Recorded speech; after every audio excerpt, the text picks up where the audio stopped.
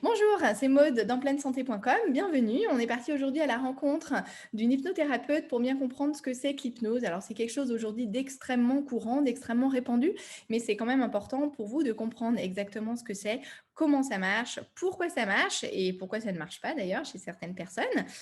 S'il y a des contre-indications, bref, encore une fois, tout un tas de questions auxquelles nous allons répondre tout de suite avec notre hypnothérapeute. C'est parti.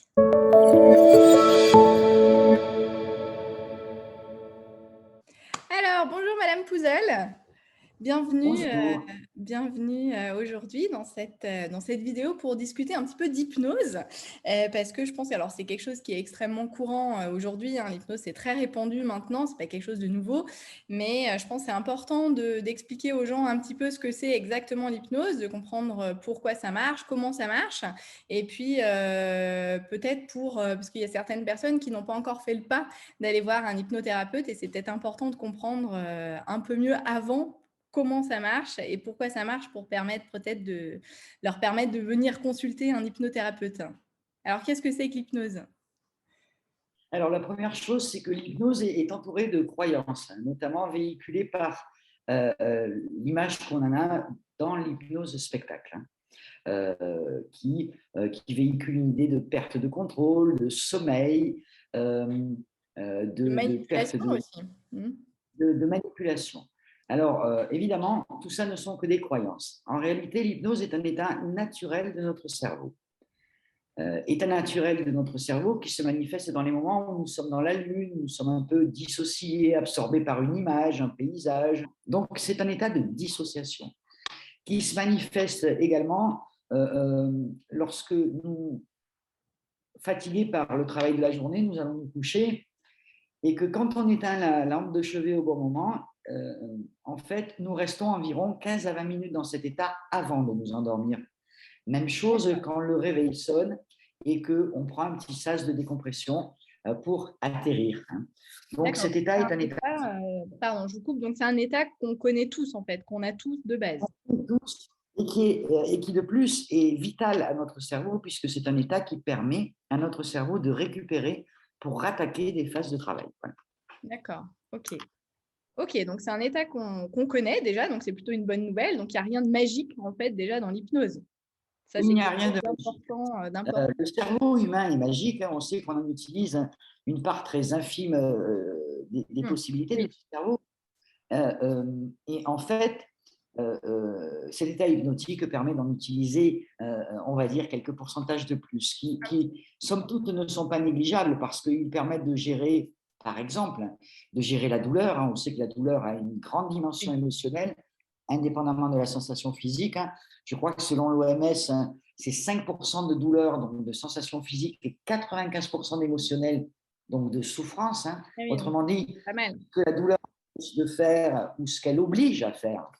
Et donc, l'hypnose, évidemment, ne va pas toucher sur ces 5% de sensations physiques incompressibles, mais quand on réduit une sensation si douloureuse soit-elle de 95% d'émotionnel, eh bien, quasiment toutes les douleurs deviennent supportables. Eh Voilà. oui, c'est sûr. Donc, du coup, en tant qu'hypnothérapeute, vous utilisez cet état qu'on connaît déjà, en fait. Quand on vient en Bien sûr, séance chez un hypnothérapeute, vous facilitez bien juste sûr. cet état-là. Alors en fait, l'hypnothérapeute n'a pas de baguette magique, évidemment, c'est le cerveau humain qui est magique. L'hypnothérapeute ne va faire que réactiver cet état pour permettre à la personne d'accéder aux ressources de son cerveau émotionnel ou cerveau inconscient. Je préfère l'appeler cerveau émotionnel parce qu'évidemment, c'est un peu là que les ennuis commencent Oui. dans la Donc, plupart des le cerveau émotionnel, c'est celui qui est apparenté au cerveau droit, en fait, c'est ça? cas. Tout à fait. Donc, en fait, l'hypnose, enfin, cet état qu'on appelle en fait l'état de conscience élargi, il me semble, il permet du coup de communiquer entre notre cerveau droit et notre cerveau gauche, c'est ça? Oui. Qui Il nous permet. permet, il permet, il permet en réalité, oui, de permettre à nos deux cerveaux de se réconcilier. On dit que le cerveau gauche, c'est le cerveau conscient, cerveau qui a thésaurisé nos croyances limitantes, tous les enseignements que nous avons, sous lesquels nous avons été, on pourrait dire, soumis, courbés, parce Mmh. qu'en réalité, euh, euh, notre cerveau émotionnel ou cerveau inconscient, lui, est le cerveau de l'enfance. Ce cerveau qui, quand on était petit, nous permettait de nous dissocier, d'être à la fois une princesse, une maîtresse, une infirmière ou une aventurière. Et dans ce cerveau droit, ben, évidemment, ce cerveau droit gère tous les paramètres qui permettent notre survie, hein, tous les paramètres inconscients, hein, la respiration, la digestion, etc. Puis, il contient également les émotions, l'intuition, la créativité, l'imagination, les rêves. Et on sait très bien que quand on était enfant, dans notre imagination, tout était possible. Oui, mais oui, Voilà. d'accord. Donc l'imaginaire est beaucoup plus puissant que notre volonté. Oui, oui, clairement. On estime que le cerveau émotionnel est 20 milliards de fois plus puissant que le cerveau conscient, hein. D'accord. Notre cerveau conscient, en fait, est capable de gérer, on estime, une vingtaine de paramètres en même temps. Hmm. On sait que notre cerveau émotionnel gère des milliards de paramètres et que si on devait penser à respirer ou à tous les muscles à activer pour ouvrir un œil, ça nous prendrait Hmm. un certain temps. Mais oui. Donc, en fait, quand on a eu, j'imagine, dans notre enfance, enfin, voilà, dans notre vie, des blessures, des traumatismes, des blocages émotionnels ou des choses comme ça, c'est enregistré au niveau alors, du coup, de notre cerveau droit. Et donc, Mmh. du coup, l'hypnose va permettre, grâce à cet état de conscience élargi et donc à ce pont qui a été créé entre notre cerveau droit et notre cerveau gauche, de réaccéder à ça et du coup comment dire, de modifier les réactions que notre inconscient a mis en place Oui. en conséquence en fait de ces blessures ou de ces En traumatismes. fait, l'hypnose ne change pas les faits. L'hypnose change la lecture émotionnelle que nous avons d'une situation. Ouais, c'est ça. Oui, le passé, c'est fait, donc Et, on ne peut pas le changer. Mais, et évidemment, en changeant la lecture émotionnelle, on peut changer l'impact que cet événement a eu sur nous. Je vais vous donner un exemple. Si j'ai eu une enfance maltraitée, je peux avoir de cette enfance maltraitée une charge émotionnelle terrible qui va m'empêcher de faire, qui va m'empêcher d'accéder à mes rêves, qui va un peu constituer un boulet à la cheville. oui. Euh, mais je peux aussi considérer que dans ces difficultés auxquelles j'ai été confronté, j'ai développé des ressources que je n'aurais pas développées sans ça. Le Oui. courage, la force, la détermination, hein. De même, il m'arrive souvent en séance d'avoir à faire des résiliences de deuil d'enfant, qui sont les résiliences les plus terribles. Et on voit bien que certains parents portent ce deuil comme un handicap toute leur vie, hein, comme quelque chose qui les freine, qui les limite, qui les sclérose, parfois qui les paralyse. Et puis, il y a d'autres parents qui, grâce aux ressources de ce cerveau émotionnel, vont puiser dans cette terrible souffrance, hein, des ressources extraordinaires qui vont leur permettre de s'investir dans des associations, dans d'autres Mm, combats, et j'allais presque dire de transformer le plomb en or, hein, même si ça mm. reste une blessure extrêmement profonde et extrêmement lourde. Eh bien oui, on peut transformer le plomb en or. Voilà. D'accord, ok. Et du coup, alors, j'imagine que quand on agit, donc de dire qu'effectivement on agit on change la lecture émotionnelle, ça je trouve que c'est extrêmement parlant. Et du coup, c'est quand vous êtes quand la personne est dans cet état de conscience élargi, l'hypnothérapeute, qu'est-ce qu'il fait? Il fait en fait des suggestions pour que nous, on fasse le travail nous-mêmes ou c'est vous qui Et induisez oui, les choses directement? Comment ça se et passe? oui.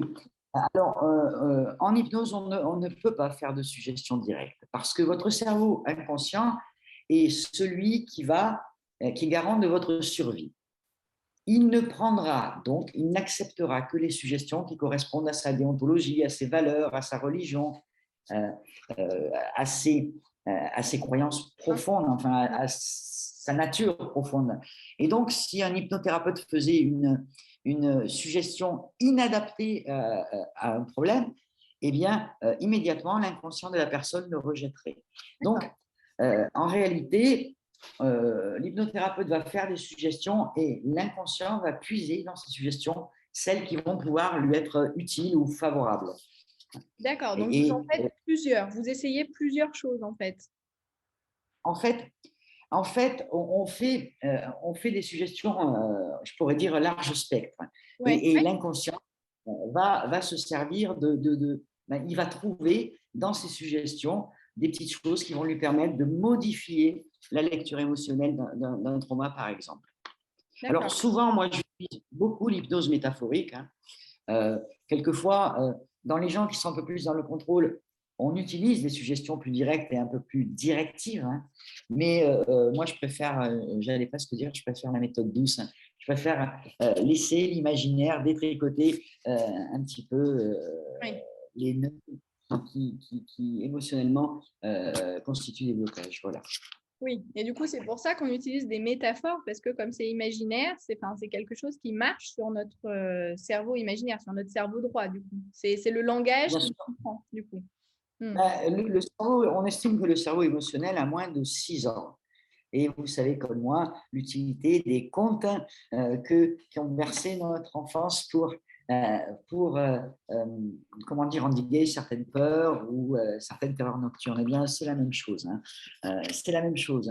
Sauf que, évidemment, quand on est adulte, le cerveau conscient a pris un peu le pas sur cet imaginaire et va juger que ces métaphores sont dérisoires pour les gens qui sont dans le Oui, contrôle. Ils ont l'impression que bah, de toute façon, ça ne marche pas sur ouais. eux. On Et, sous-estime un peu ce et potentiel-là, oui, en fait. Hmm. non seulement on le sous-estime, mais il est très, comment dire, il est très réprimé, hein. Dès que les enfants rentrent à la grande école, eh bien, on leur apprend que le Père Noël n'existe plus, qu'ils ne sont ni des chevaliers ni des princesses, et qu'en fait, pour résumer, on leur apprend à subir, à se soumettre aux croyances limitantes, hein. Eh oui. Et donc, pour ne pas s'opposer à la majorité, eh ben, l'enfant va se soumettre à ses croyances limitantes.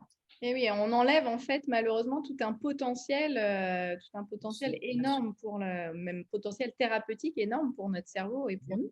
Hmm. sûr. Eh oui. Parce qu'on nous a appris, et vous êtes bien placé pour le savoir, que la seule chose qui pouvait nous soigner, c'était la médecine. Hmm. Et en réalité, la principale chose qui peut nous soigner, et on le sait bien, ça n'a rien de secret, c'est notre propre cerveau. On sait Hmm. qu'entre deux personnes qui ont deux pathologies égales au même stade, Oui. une qui a le moral et qui a l'intention de vaincre cette maladie, et puis l'autre qui baisse les bras, on sait que les chances de guérison ne sont pas les mêmes. Et oui, Voilà. oui, ah bah ça c'est sûr. Et d'accord, donc il y a les métaphores, et il y a aussi parfois des symboles. Il me semble que des fois en hypnose, on peut Oui, aussi utiliser des symboles, de faire visualiser des formes, des carrés, enfin tout un tas bien sûr. de choses. Alors, la visualisation est importante en hypnose parce que pour déconnecter le conscient, on a besoin de mobiliser au moins trois sens. Le sens visuel, Mhm. le sens auditif et le sens kinesthésique, le ressenti. Donc, le ressenti, on va le faire fixer, on va faire fixer le conscient sur la respiration. Et très franchement, notre conscient n'a pas l'habitude Eh oui, euh, oui, ça de, c'est sûr. de se focaliser sur notre respiration. Donc, quand il est focalisé sur la respiration, quand il est focalisé sur une image et quand il est focalisé sur un son, eh bien, on bascule directement parce que les 20 paramètres qu'il est capable de gérer sont saturés, on bascule directement sur l'inconscient. Oui, donc c'est ça, c'est que quand on est en état de conscience élargi, on est en onde alpha au niveau cérébral. D'accord. Enfin, la volonté n'a rien à voir dans tout ça parce que finalement, l'imaginaire, comme il est bien plus fort que la volonté, je prends un exemple, par exemple, les addictions, c'est quelque chose quand même d'extrêmement fréquent. Je pense qu'il y a beaucoup de personnes qui qui vont consulter des hypnothérapeutes pour le sevrage du tabac, par exemple, parce que c'est quelque chose de fréquent. On dit souvent que c'est une question de volonté, mais en fait, ce n'est pas du tout une question de volonté, puisque Alors, la si vous volonté, voulez, c'est gauche.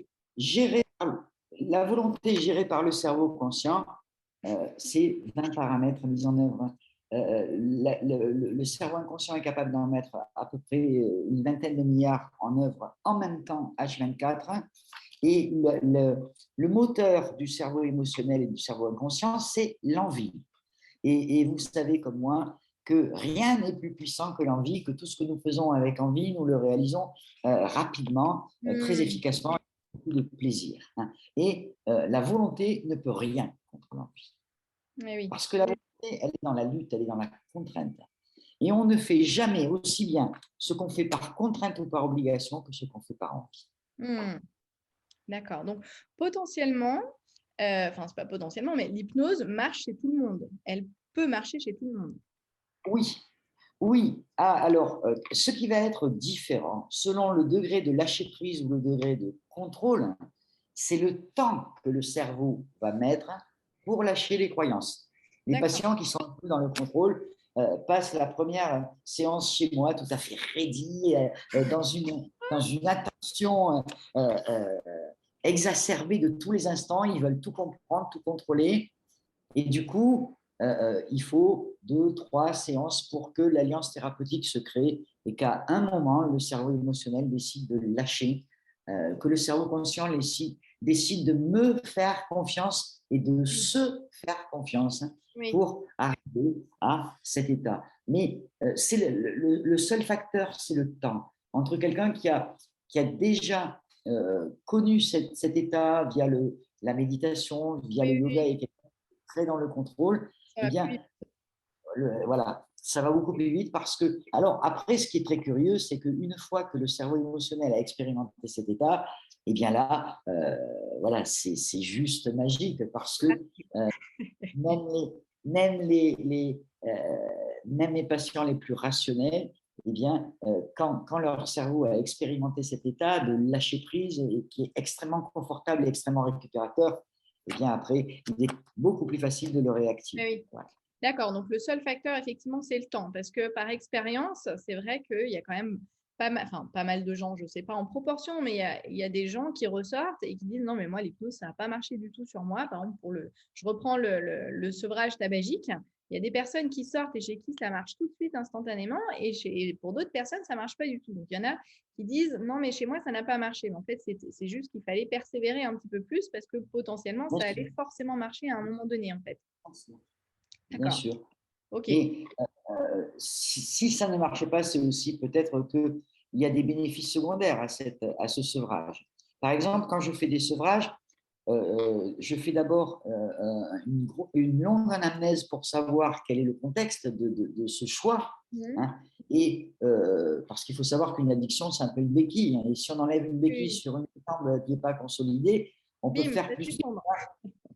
voilà. Hein. Donc, souvent, moi, je pose la question à mes patients, est-ce que vous voulez faire le sevrage tabagique tout de suite, avec le risque effectivement que les bénéfices secondaires soient tellement importants qu'on échoue, ou est-ce qu'on traite d'abord en amont eh ben, ce qui a causé la fracture Et oui, bah, avant c'est dans le... extrêmement intéressant. Oui, oui, oui. Oui, c'est extrêmement intéressant de soulever ça parce que je pense qu'il y a les gens ont besoin d'entendre Oui, ça. oui, alors le cerveau conscient n'est pas toujours d'accord pour reprendre hein, Ah bah ça, ceci.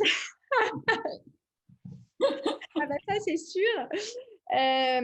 Ok. Et alors du coup, j'avais aussi une autre question. Quand vous faites, enfin vous, les hypnothérapeutes, quand vous faites des séances d'hypnose, est-ce que, enfin du coup, j'imagine que vous vous adaptez systématiquement à la personne en elle-même, notamment au niveau des sens. Enfin, comme vous parliez tout à l'heure, hein, le visuel, l'auditif, le kinesthésique. Je pense qu'on a tous des sens qui sont plus ou moins prédominants. Est-ce que vous arrivez à capter ceux qui sont prédominants chez les gens et à adapter du coup votre séance en fonction de ça? Oui, bien sûr, c'est essentiel parce que si vous voulez, il existe beaucoup de pratiques axées sur les sens. Je pense par exemple à l'EMDR hein, Oui, ou à l'EFT.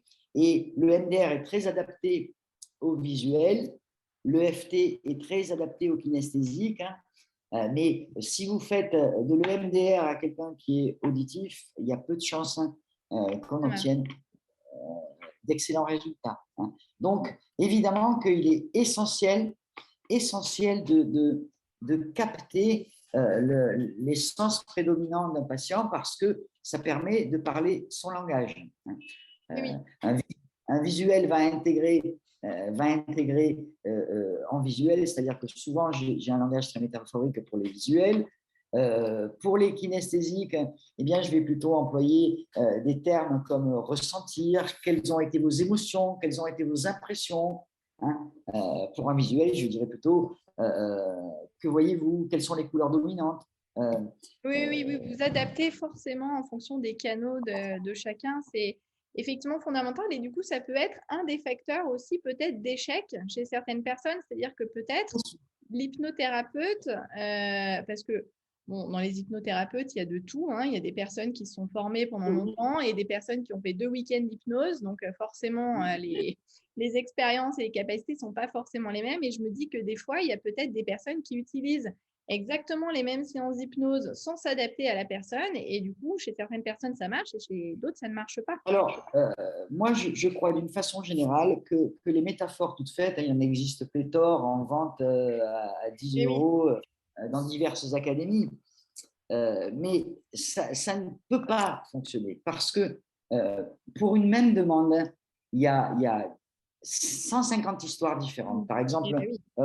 pour le développement d'une addiction, pour un investissement, vous savez mieux que moi que les causes de surpoids sont multiples. Il peut y avoir des dérèglements hormonaux, il peut y avoir des dérèglements thyroïdiens, il peut y avoir des chocs émotionnels. Moi, j'ai des patients qui ont pris 20 kilos en 6 mois sur le départ d'un proche un peu douloureux. Donc, il n'y a pas de métaphore toute faite. Alors, bien sûr, moi, j'ai des trames de métaphores, mais à chaque nouveau patient, il y a un nouveau travail d'investigation pour modifier ces trames en fonction des sens dominants, en fonction de l'histoire de départ. Hein. On ne traite pas un choc émotionnel d'adulte comme on va traiter un choc émotionnel dans l'enfance ou comme on va traiter un trauma générationnel.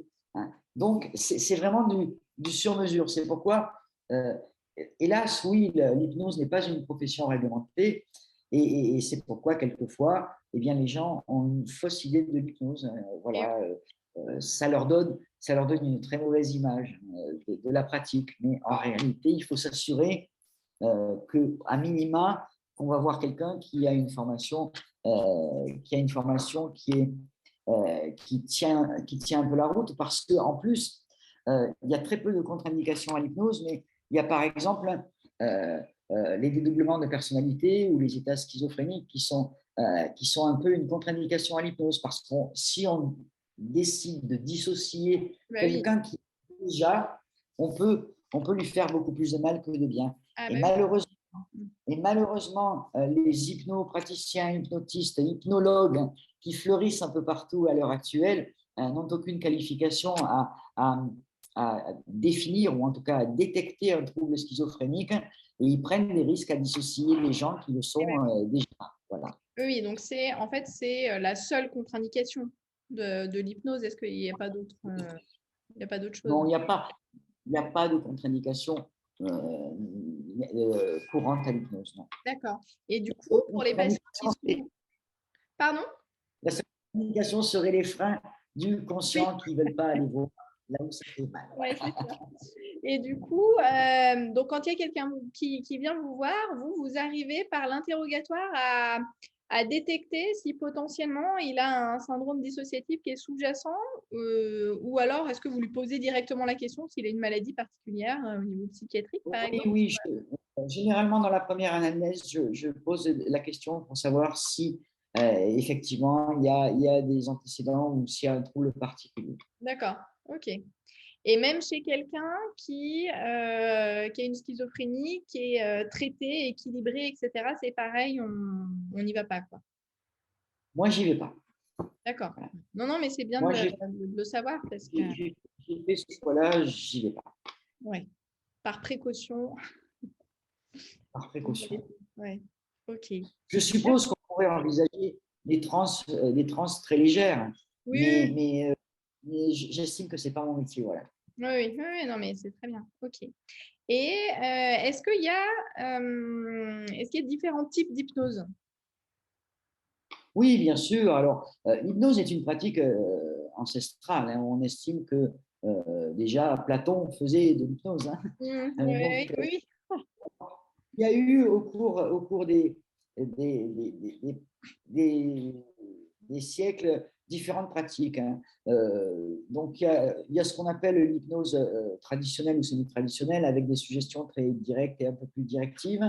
Après, on est passé sur une hypnose un peu plus métaphorique. Après, bon, on connaît mieux l'hypnose ericksonienne, hein, qui induit des transes assez légères. Après, il y a diverses pratiques qui existent et qu'on utilise peu en thérapie, en tout cas que moi j'utilise peu. Il y a ce qu'on appelle la rupture de schéma, l'hypnose instantanée, hein, qui est Oui, utilisée en spectacle parce que précisément, elle est spectaculaire. Hein. 1, 2, 3, dormez. oui, Voilà. Ça n'a vraiment aucun intérêt en hypnose thérapeutique. Hein. Alors, je sais que, par exemple, certains pompiers de Paris sont formés à l'hypnose instantanée.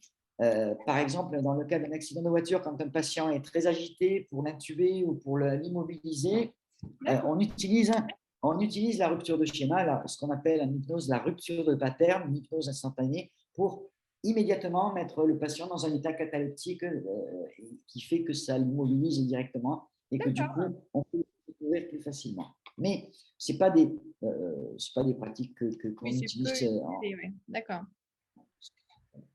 Ok. Et il n'y a pas il y a pas un certain type d'hypnose, par exemple, qui serait plus efficace sur certains types de problèmes. Je veux dire, il n'y a pas de spécificité Alors, particulière. je commence à penser que le type d'hypnose dépend plus de l'historique du patient et de son vécu et de sa personnalité que de la pathologie à traiter. Voilà. D'accord. Souvent, enfin, moi je pense que oui, l'hypnose, les types d'hypnose sont un peu plus en lien avec le vécu, le passif du patient. Il y a des fois où on sent bien qu'on n'a pas besoin d'être très directif, hein, et puis il y a des fois où on a besoin d'être un peu plus incisif. Alors, ce n'est pas toujours très agréable, hein, mais quelquefois c'est nécessaire. D'accord. Ok, ok.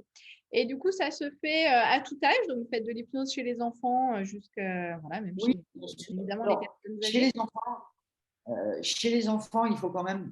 Enfin, moi, j'y les reçois à partir du moment où ils maîtrisent le langage, c'est-à-dire 4 ans et demi, 5 ans. Oui, d'accord. Euh, voilà. Et d'ailleurs, l'hypnose a quelque chose de magique avec les enfants, comme ils sont très près de leur imaginaire, eh bien, Oui, oui, eux, ça marche bien. ils ne se posent aucune question et ils trouvent ça magique et c'est très ludique avec les enfants. C'est vraiment un plaisir que de pratiquer l'hypnose Oui, avec les oui. enfants. Bah, j'imagine qu'effectivement, ça marche très bien chez les enfants.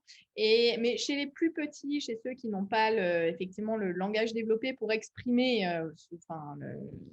ce qui leur pose souci, potentiellement, c'est quand même quelque chose qui marche. Oui, oui, bien sûr. De toute façon, globalement, en hypnose, on peut traiter tous les problèmes, enfin, tout ce qui nous pose souci.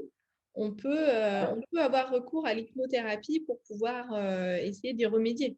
Enfin, pas essayer. Oui, oui, bien sûr, parce que l'hypnose, en fait, agit sur la dimension émotionnelle d'un problème. Je ne sais pas quelles sont les maladies ou quels sont les problèmes auxquels nous sommes confrontés dans notre vie qui n'ont aucune dimension émotionnelle. Ah Donc, bah oui, c'est par, sûr.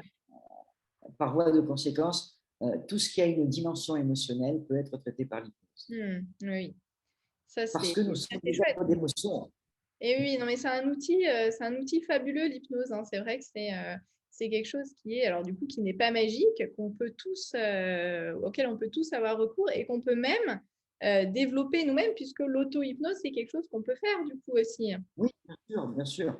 Alors, Alors moi, l'auto-hypnose, du coup, c'est quoi en fait exactement? Si on devait, parce que moi, des fois, ça m'arrive d'expliquer aux patients qu'ils peuvent faire de l'auto-hypnose, mais peut-être qu'expliquer par un hypnothérapeute, ce sera plus simple. Alors, l'auto-hypnose, c'est retrouver cet état sans l'aide d'un thérapeute.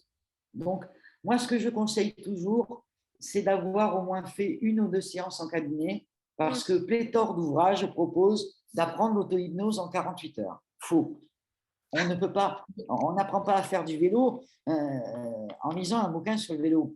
Il faut monter sur un vélo. Oui, Et oui, comment Et comment mesurer cet état si je ne l'ai pas connu avant? Euh, comment être sûr que c'est bien ça si je n'ai pas connu cet état avant? oui, oui, il faut Donc, une référence, c'est sûr, pour pouvoir voilà, il faut comparer. un état de Ouais. référence. il faut un état de référence. Mais effectivement, l'auto-hypnose, moi, je l'apprends aux patients en gestion de la douleur, par exemple, Ouais. hein, en gestion de la douleur, là où la morphine trouve ses limites parce que ben, la limite de prescription est atteinte, hein, l'auto-hypnose, évidemment, fait des miracles, hein, Et oui, puisqu'on alors peut ça, agir. c'est un point extrêmement à souligner parce qu'il y a tellement de gens qui ont des douleurs, qui ont du mal à s'en dépatouiller, que savoir que l'auto-hypnose peut, enfin déjà l'hypnose et ensuite, dans un deuxième temps, l'auto-hypnose peut aider à gérer ce genre de choses, c'est qu'en plus, c'est extrêmement simple du coup à faire quand on le connaît Bien au bout sûr, d'un certain temps, parce qu'on l'a bien sûr, automatisé. Du coup, c'est bien quand sûr. même un outil extrêmement, ce serait dommage de s'en passer quand même. Ben, on sait aujourd'hui, via l'hypnoanesthésie, certains pays pratiquent de moins en moins notamment de moins en moins d'anesthésie médicamenteuse, et on sait qu'en hypnoanesthésie, bien, on peut dissocier la personne au point que ben, tout devient supportable, hein. Alors en France, on est encore un peu frileux, on fait de la semi-hypnoanesthésie avec un peu de sédation et on prépare le patient pour éventuellement qu'il y ait une anesthésie au cas où. Mais il y a des pays où on fait des pontages coronariens, des opérations du cerveau. Et sur certaines interventions, ça a même un gros avantage parce que pour les opérations cérébrales, par exemple, comme cet état de conscience amplifié, élargi, eh bien, maintient l'activité cérébrale, eh ben, ça permet aux chirurgiens de voir les zones du cerveau Ah oui, en, ah bah oui. en- et enfin, ça lui facilite les choses au niveau de Ouais. l'opération, hein. Du coup, une séance d'hypnose, ça dure quoi? 1 heure à peu près? Combien de temps ça dure? Alors, c'est variable, hein. Ça peut durer de 40 minutes à 1 heure pour la séance en alpha. Moi, j'ai une façon un peu particulière de travailler. J'ai choisi de faire des séances de 2 heures avec chaque fois une explication rationnelle de ce qui va se passer pendant la séance alpha pour désamorcer les peurs, Les évidemment. peurs, les freins, bah oui. Voilà. Et donc, ce qui me permet d'avoir parfois des résultats très surprenants dès la première séance. Et puis, déontologiquement, je trouve qu'il est, pour moi, il est extrêmement important d'expliquer au patient dans le Oui. conscient ce que je vais faire, pourquoi et comment on va le faire, et de lui demander son aval, parce que après tout c'est une collaboration, c'est une alliance Ah bah c'est contre un sûr. symptôme, hein. Ah bah oui, c'est sûr. Mais c'est pour ça que je pense que, d'où le but d'ailleurs d'un petit peu de cet entretien, c'est de permettre aux gens de comprendre exactement ce que c'est l'hypnose, parce que des fois, ça les soulage, ça les rassure et ils se disent, bon, bah, ok, c'est que ça, je peux y aller. Et puis ils sont effectivement d'accord pour pouvoir y aller, quoi.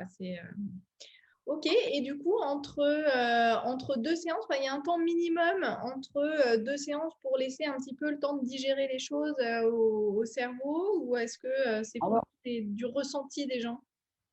Alors, moi, j'ai pour habitude d'espacer les séances d'au minimum 28 jours.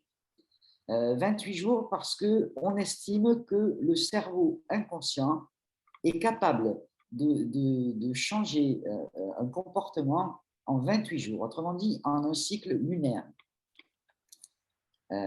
Donc, il ne servirait à rien de multiplier les séances pour une même problématique. D'accord. Faire une séance par semaine, par exemple. Alors, il m'arrive de voir mes patients tous les 15 jours, mais si on a deux problématiques, si j'ai un amincissement et un sevrage tabagique, par exemple. Ah oui, vous pouvez intercaler du coup les choses. Voilà. D'accord. Ok, mais Mais sinon, en règle globalement, générale, c'est un mois. en règle générale, c'est 28 jours d'intégration pour le cerveau émotionnel. D'accord. Ok, ah bah ça c'est intéressant de le savoir. Et est-ce que, du coup, j'ai une question qui me vient là, avec tout ce qu'on a vécu un petit peu ces derniers mois et ces derniers temps avec les confinements, etc. Est-ce que c'est quelque chose qu'on peut faire à distance du coup? Est-ce que c'est une pratique que vous avez développée du coup pour remédier un peu à tout ce qu'on a vécu? Alors, compte tenu de mes aptitudes en informatique, je n'ai pas